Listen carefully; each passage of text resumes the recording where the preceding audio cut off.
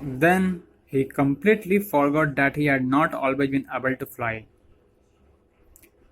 फिर वह पूरी तरह भूल गया कि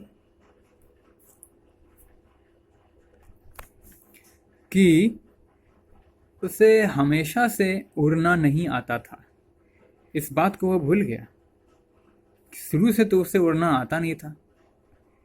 शुरू से तो शुरुआती काल से तो उसने उड़ान कभी भरा ही नहीं था। उसे उड़ना आता ही नहीं था। इस बात को वह पूरी तरह से भूल गया। एंड कॉमेंडेड, यानी कॉमेंडेड मतलब होता है खुद की प्रशंसा करना, खुद को और आगे की ओर बढ़ाने के लिए प्रेरित करना, यानी खुद को और प्रेरित करने लग गया, प्रशंसा करते हुए खुद को एनकरेज करना शुरू कर दिया वो। ठीक है, यानी कि बीती हुई कल को पूरी तरह से वो भूल गया कि पहले उसे कभी उड़ना नहीं आता था। इस बात को वो पूरी तरह से भूल गया। And commended himself to dive and soar and curve shrinking shrilly, और खुद को गोता मारने के लिए, उड़ान भरने के लिए, तिरछा उड़ान भरने के लिए चीखते हुए चिल्लाते हुए खुद को कहने लगा। ठीक है, पहले तो उसने प्रशंसा किया खुद का, और फिर उसके बाद चीखते चिल्लाते हुए, तीखी स्वर में चिल्लाते हुए खुद को गोता मारने के लिए और उड़ान भरने के लिए, कैसे, तिरछा उड़ान भरने के लिए कहने लगा। He was near the sea now, flying straight over it. और अब वह समुद्र के किनारे है। He was near the sea now. अब वह समुद्र के निकट था। Flying straight over it. उसके ऊपर सीधा उड़ान भरा। Facing straight out over the ocean. Facing straight out over the ocean, यानी कि सागर के ऊपर वह, सागर के ऊपर उसका सामना कर रहा था। He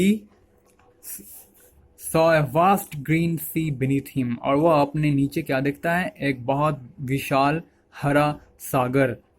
और फिर वह अपने नीचे एक बहुत बड़ा हरा सागर देखा। with little ridges moving over it, जिसके साथ हवाएं आ जा रही थीं। and he turned his beak sideways and cawed amusedly.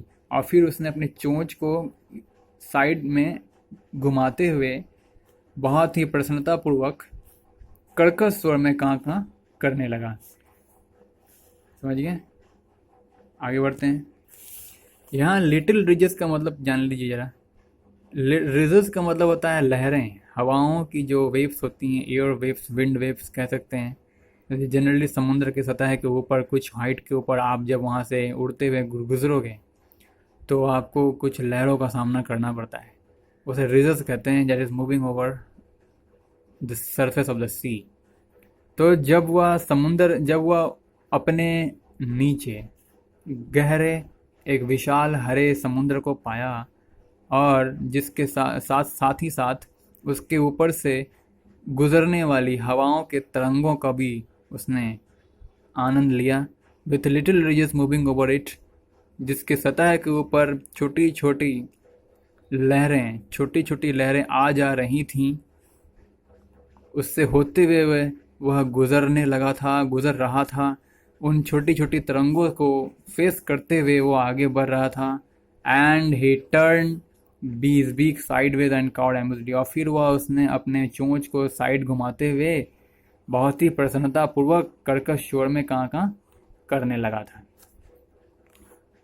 तो ये सारा वो actually this were all the commendations जो वो तेज तीखे स्वर में चिल्लाते हुए खुद की प्रशंसा कर रहा था। इन तरीकों से वो खुद को प्रशंसनीय साबित कर रहा था। वो भूलने की कोशिश कर रहा था अपने उन पुराने दिनों को जब वह उड़ नहीं सक रहा था। पहले से, हमेशा से जब उसे उड़ना नहीं आता था, उन दिनों को भूलने की कोशिश कर रहा था इन हरकतों के जरिए। His parents and his brothers and sister had landed on this green flooring ahead of him. और समुद्री सतह के उस हरे फर्श पर उसके माता पिता, उसके भाई और बहन जस्ट उसके आगे लैंड कर चुके थे। दे वर बेकॉनिंग टू हिम। बेकॉनिंग मतलब होता है टू कॉल समवन। उसके माता पिता उस शीगुल बर्ड को पुकार रहे थे, कॉलिंग श्रीली, बहुत ही तीखे स्वर में। He dropped his leg to stand on the green sea. अब वो सीगुल बर्ड अपने दोनों पैरों को समुद्र में रखा। सीगुल बर्ड अपने दोनों पैरों को समुद्र के सतह पर रखा और फिर वो काफ़ी घबरा गया। देखा क्या? His leg sank into it. उसके दोनों पैर समुद्र में डूबने लगे थे। He screamed with fright and attempted to rise again, flapping his wings. वो फिर से भय से चिल्लाया, डर से कांपते हुए वो फिर चिल्लाया। And attempted to rise again, flapping his wings. और अपने पंखों को फड़फड़ाते हुए ऊपर उठने का प्रयास किया। But he was tired and weak with hunger. लेकिन वह भूख से और कमजोरी से काफ़ी थक गया। And he could not rise, और वह ऊपर उठ न सका। एग्जॉस्टेड द स्ट्रेंज एक्सरसाइज, और इस अजीबोगरीब कसरत से वह काफ़ी हाँफ चुका था, काफ़ी थक चुका था। His feet sank into the green sea. उस हरे सागर में उसका लगभग पूरा पैर का पूरा हिस्सा डूब चुका था। And then his belly touched, belly का मतलब पेट होता है। And then his belly touched it,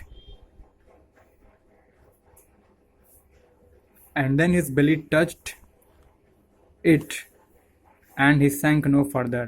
और तब उसका पेट समुद्र की सतह को छू दिया और उसके पश्चात वह आगे डूबने न लगा, और उसके बाद वह डूब नहीं रहा था। उसके बाद तो वह फ्लोटिंग करने लगा। उसके बाद उसने पेट के बल वह समुद्र की सतह पर तैरने लगा। He was floating on it, and around him his family was screaming to praising him, and around him his family was screaming, praising him, and their beaks were offering him scraps of dogfish. He was floating on it, and around, और उसके चारों ओर उसका परिवार चिल्लाते हुए उसकी प्रशंसा करते हुए, एवं वे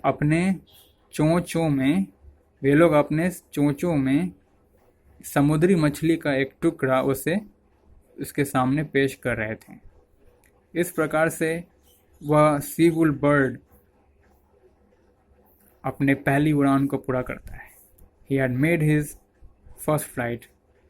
उसने अपनी पहली उड़ान को पूरा कर लिया।